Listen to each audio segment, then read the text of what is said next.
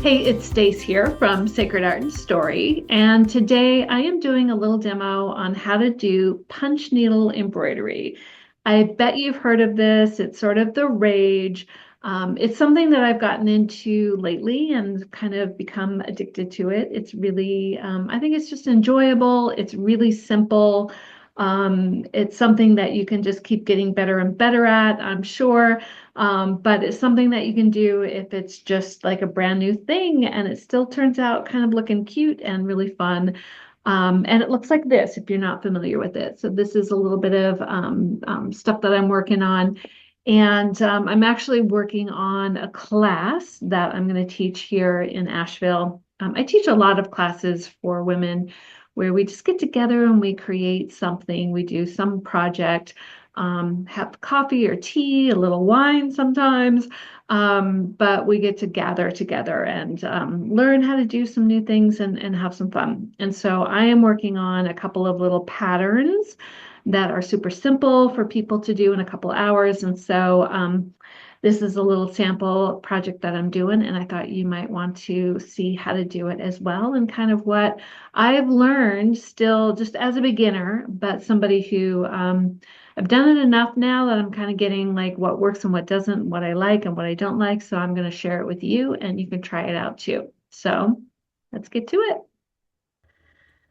All right, so let me show you what I've been doing with some punch needling that is a pretty new thing for me. It's really something that I've learned just in the past month or so. I have loved doing it. It's kind of become a really relaxing process for me. And I teach classes here in the Asheville area where women come together and they get to do a little crafting and connect, and we have tea and sometimes wine, and it's a nice way to come together and learn how to do some crafting and just connect. And I was talking about doing this in another class, and everybody wanted to learn. And so I'm putting together a couple of different super simple little designs. We're here in the mountains, so that made sense to have some mountains. But this way people can do some, do a little project, learn how to do it in a couple of hours. And so this is what I'm going to be working on now. And I have really decided that I have not been a big fan of doing it on an embroidery hoop, which is often what you see. Mostly because I don't really know what to do with it then. And you can get covers for your embroidery hoops and hang them, which is possible. But like this is the very, very first thing that I did. And I did it on a little hoop. And then I was like, what do I do with it? I took it off and it was bumpy, had all the loops on the back. So I folded everything over and I put just a piece of felt on it, but it's pretty wonky, and I didn't get it really round. And so then I was like, okay, so what do I do with this? And I'm kind of one of those people that everything sort of has to have a function. So I ended up putting things now on these little canvas frames, which you can get really inexpensively through, Michael's or wherever. They come just in pieces. You put them together, hammer them together, just shove them together. And then I just have stapled with a good staple gun an 11.5 inch piece of monk's cloth. So the frame is an 8-inch frame, and then the cloth is 11.5 inches. It folds over nicely. I just try to get it as tight as possible. I could probably even do better at that. And then it gives me a way to, have something like this that's done, right? And then I can just hang it right up from here. Just so, especially for class, it's pretty cool. So it's like a nice little package. And then what I did is I created just online, like I did this on Canva, just super simple little thing that we're going to do. And this is a 4.5 inch square, which fits nicely inside. So I just put it in there, kind of got it where I wanted it, and then put it up to the light And I used my little blue clover pen to draw up the design, so that way if I just don't get, you know, the stitching exactly over the line, I can take this and erase it. It's got like an erase side, and you can just get it wet really and just erase the blue stuff. And so I like that better than doing it with a Sharpie. A lot of times you'll see people just sort of draw the design with a Sharpie. And I kind of found that when I did that, I'd see the little black stuff everywhere because I wasn't super great at getting it all super tight, which is just kind of what you learn when you do this more and more. So that's my method. In fact, I can see that I didn't even get this straight, so I'm gonna make sure I go a little bit higher up here to kind of get my square evened out. But so this is what we're gonna do in class, and I thought I would just show you a little bit kind of about how I get it going. I have ended up kind of liking this particular little punch needle, and I'll put a link to it where I got it, but why I like it, and I tried some of the ones that everybody was like, this is the one. And when I got it, the screw was on the outside like that, and I would screw it as tight as I could, and the needle still moved around. But this gives you an option to change out the needle, and you could do thinner needles. It gives you like 4 of them or something. I can't figure out where the other one went to. Here's one. So this one is one that I used once for just some embroidery thread. So a really, really teeny skinny little guy. But this is one that I've been using with this, and I kind of like the size of it. But I can change the length. So if you use a longer needle coming out from where the hole to the end is, you get a longer loop. If you use a shorter distance, you get a shorter loop. And so particularly if you're doing stuff where you're using the loopy side as, you know, the side that you see, you might want a bigger loop. Like here, this kind of gave a little bit of different texture, which is kind of cute. But I didn't want as big a loop as what I was getting here. So I just was able to then, you know, change the length. And I kind of find that there's a length that I like. I think it's like 3 centimeters from the center of the hole down to here, which seems to be working for me. So I'll measure that before I get going. And then I just kind of pick my threads. I've got lots of different kinds of yarn. I'm using something that is sort of just your basic yarn. This is a little bit more of a texture, but it seems to be working. So as long as it's not too thick, it fits in this particular needle. And if it was a thicker, chunkier thread, then I would use a bigger, chunkier needle.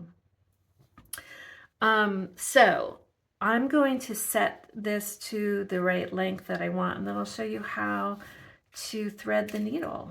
Okay, so give me a second and we'll do that. All right, so let me show you how to thread the needle.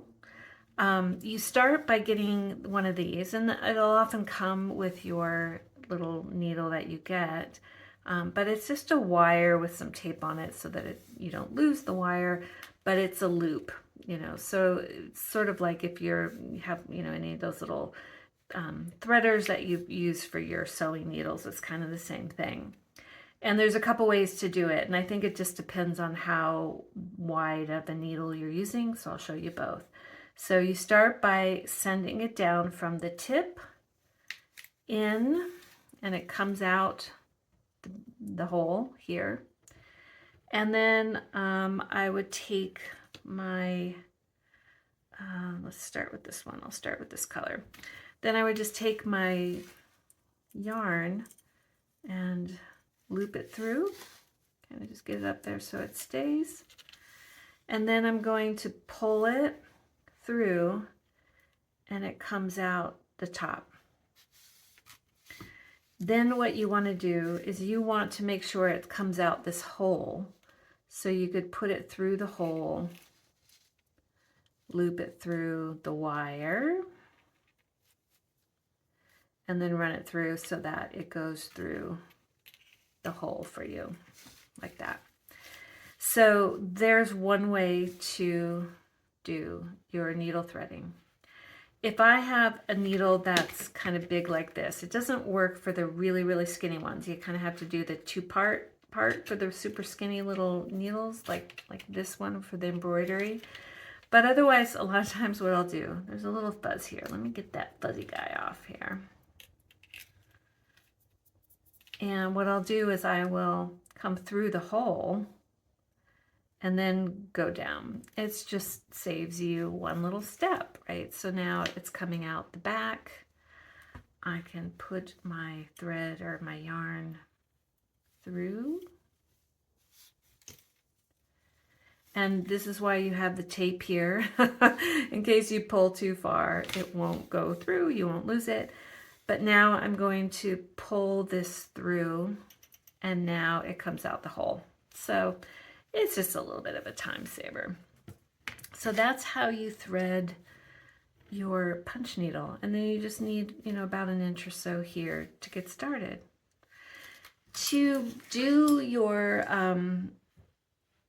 project, you just want kind of a smaller little bit of thread or yarn, and then you want to pull some off so that it's nice and loose, because the trick to this is really you want to have your thread be able to really easily move through. So if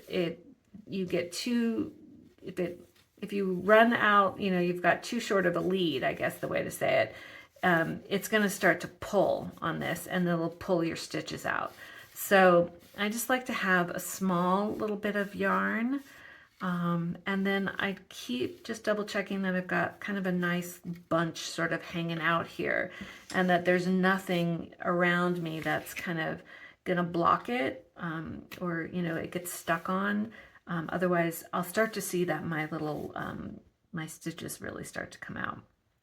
But otherwise, kind of the trick to it is then you just can decide which side you want. Like, do you want to see the actual stitches, or do you want to see the loopy side, kind of like here?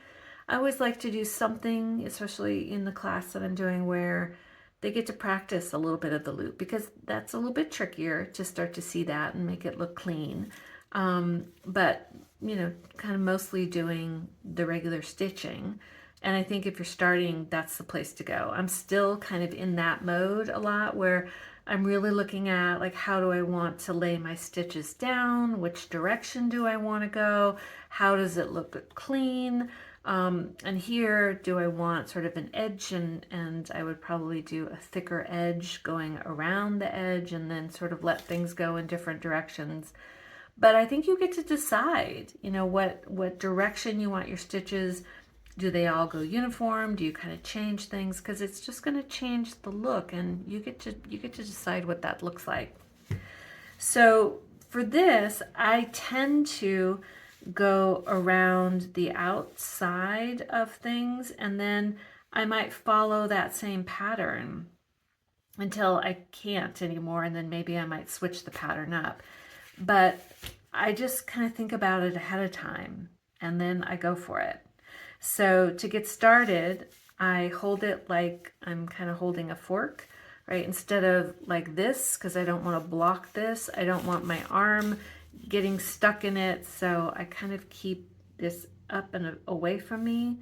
And there's a direction, that you want. So the hole is here, and you've got your yarn coming out the back. So you kind of want to keep that like this. This stays out the back, and the open wide part is the front. So you kind of go in that direction. And if you need to turn, like if you're doing a row, you turn the needle in there, so then this is still coming out. It's still moving in this direction, right? So this is the front always. So you keep turning the needle, and the direction that you poke is the open wide direction, is sort of facing forward, if that makes sense. So I'm just going to get started. I'm going to kind of pick a spot where I start, and I'm going to come in, and I'm going to poke all the way down. Like that's another trick. You want to get all the way so that your loop on the other side is, you know, a loop.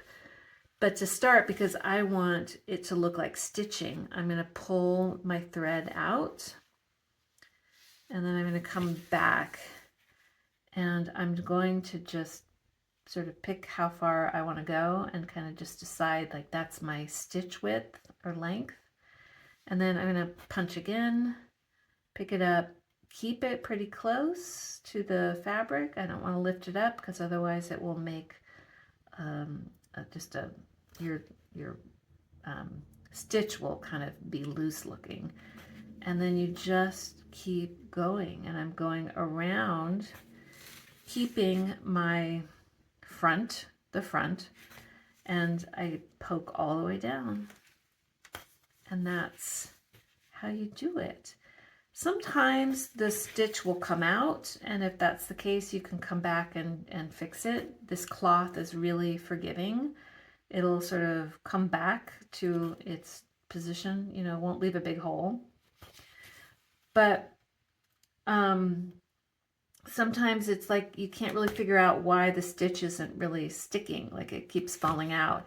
And if that's the case, sometimes I'll just sort of hold the loop on the bottom, or I'll kind of hold it on the top. And once I kind of get into a rhythm, it usually kind of just flows pretty quickly, which is why it's sort of a nice relaxing thing to do. But here's what it looks like on the other side to get started. You've got the loop, and because I set it at about 3 centimeters, my needle, that's how long these little loops are, which is kind of a nice little loop if you want to see them as well. So I'm going to just kind of keep going, and my plan is I'm just going to go around, and then I will come right up to the next layer, and you know, keep going. So I'm going to fast forward through this, and then when I get there, I'll tell you what I'm up to. Okay, so I'm right up to my next, I'm closing my loop. I don't really want to go right into that same spot, because I find that sometimes I do that and it'll start to pull on things. Like it gets caught, and when I press down, I punch down, it'll pull this thread out.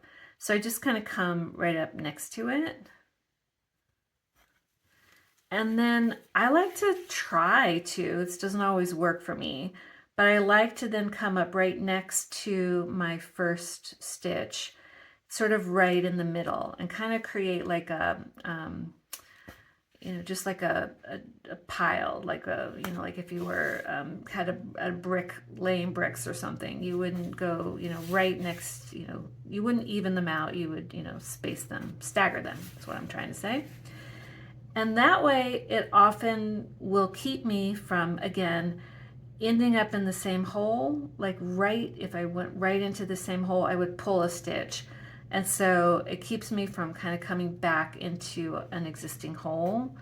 But, you know, sometimes I end up kind of getting them so that they're laying evenly. They're not staggered anymore.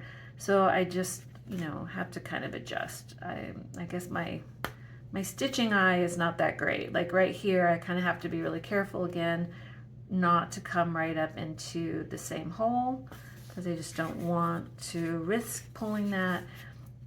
So again, it's just kind of a matter of being close enough to your next stitch so you don't poke it through. You don't poke through the yarn, like, you know, maybe get stuck in between a piece, and then kind of keep your stitch going so you don't pull any stitches out. So I'm stopping here because I only have this much lead on my yarn, so I want to make sure I pull a bunch out so that I don't have any tension. Keeping it kind of nice and loose so it doesn't get stuck on anything, and then I just come back to things. So again, let's just look at the back, and you start to see as I've come around on a second layer, it's starting to sort of thicken my little loops. part of what will happen if you get too close to that stitch, like you come into the thread or the yarn, you'll kind of split the yarn, and sometimes then it'll get really messy.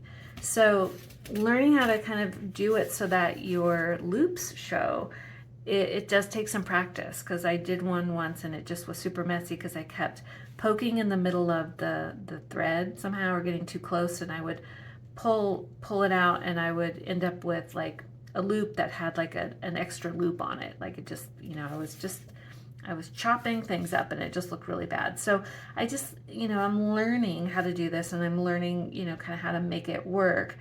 And it just takes some practice. So I always think that sort of keeping the stitch side up when you're first starting is easier. I think then you learn to do it, and then you see the back starts to look better and better, the loopy side. So I'm going to keep going, and I'll show you what this looks like when I'm done.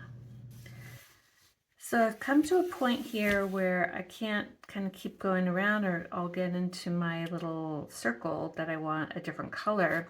So I'm just going to turn around here and then start to come back this way, and I'll just go in the other direction. You'll also see that I kind of missed a spot here. So I'm going to wait, and at the very end I'll come in and I'll just fill some of the holes. Sometimes I just don't get things too close, or like if I'm turning around, I kind of like trying to come around a little tight squeeze. I don't get things quite close enough, and so you can always come back in and fill in anywhere where you've missed when you're done, and kind of clean things up.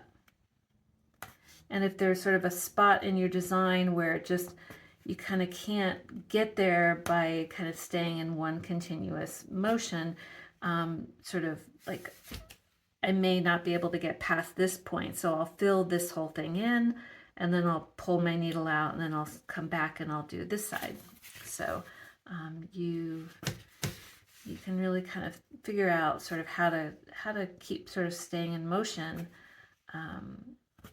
with it, and keep your pattern going by just, maybe stopping certain parts.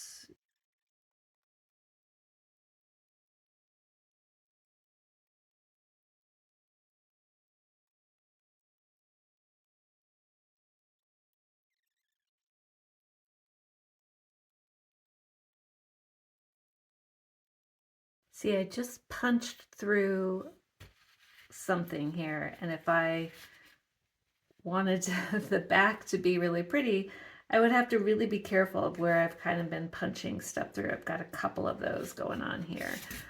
But because this is going to be the front, I am not going to worry about it. But otherwise I would, just be really aware of like making sure that I wasn't kind of getting into the middle of my yarn that I've already laid down, because it will make a mess. And that's just, I think, what we learn as we kind of go here, learn how to do this more efficiently, more carefully. It's just a learning process. So I'm kind of at a point here where I can't really do much more right here. I'm gonna sort of run into my inner circle.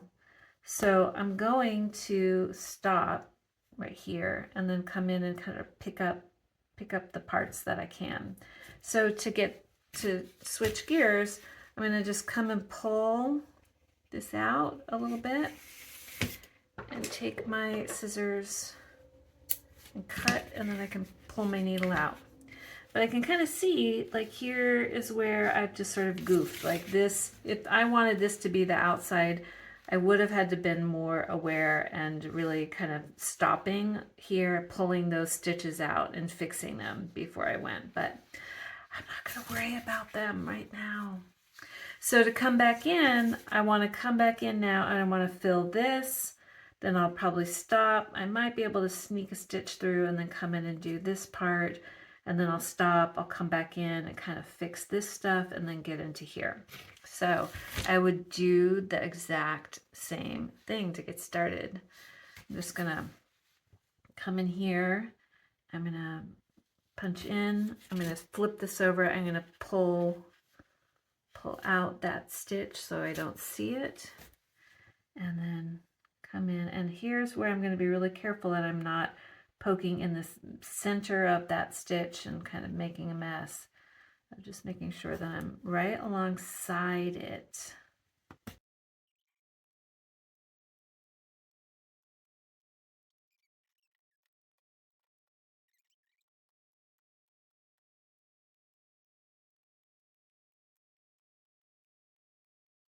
All right, so I have that color done. It's pretty even. There's a few little spots where I probably have lifted the needle off a little bit too high so that the loop is a little bit, stretched. But I'm gonna call it a win. And this is what the back looks like. Again, I don't know why this loop is so big. I think it's because I went through something and I kind of caught on it.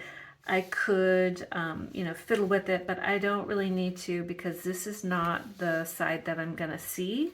But again, if I did want this to be the side that I was seeing, I would have fixed these as I went along. All these little guys, you can just leave them for now. There's going to be more coming through. I might sort of cut some of them or get them out of the way when I do the center, because my little center is going to be white, and I do want to see the little loops. That's where I'm going to put my texture. But that's how you do this. So I'm going to keep kind of going, and I'll show it to you when I'm all the way done. I'm going to make a frame around this, so I'm going to probably do a couple of just follow the edge around a couple of different times, and then I'll just go up and down and up and down and sort of fill all this in with one color. And then I'm going to do my white little loops here, and that's going to be my little simple design for this funky little flower for the class that I'm going to teach. But that's how I do it. So stay tuned. You'll see the end. You'll see the final thing. And here we go. Here is my finished little piece. Just a fun little simple flower that I'm going to use for a class to help people who've never done this before kind of get used to it and just to try out some different stuff. But it's kind of cute. Just sort of testing out my little pattern and some colors, and to kind of play around with this a little bit. And yeah, there we go. And now it's all ready to just hang up just like that. So hope you give it a try.